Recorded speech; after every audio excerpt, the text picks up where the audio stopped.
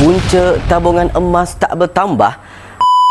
Selain disebabkan menabung secara manual iaitu tak konsisten, punca tabungan tak bertambah antaranya: nombor 1, menabung tanpa ilmu, sekadar ikut-ikut orang. Dia pun tak faham apa yang dia buat.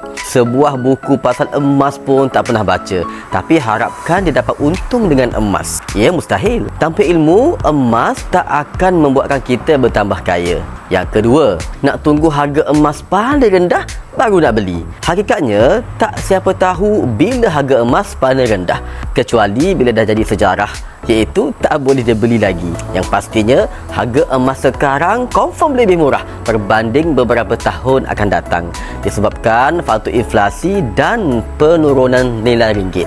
Yang ketiga, beli emas sekadar buy low sell high. Difikir pelaburan emas ni macam trade saham, beli harga rendah, jual harga tinggi. Bila harga tinggi, terus jual. Duit hasil jualan emas simpan dalam akaun bank atau belanjakan sampai habis. Dia tak faham cara betul bina kekayaan, bermula dengan tabungan emas yang pertama. Dia tak sedar dia telah downgrade aset mahal iaitu emas kepada aset yang murah bila tukar emas kepada duit kertas. Nak menabung emas dengan ilmu?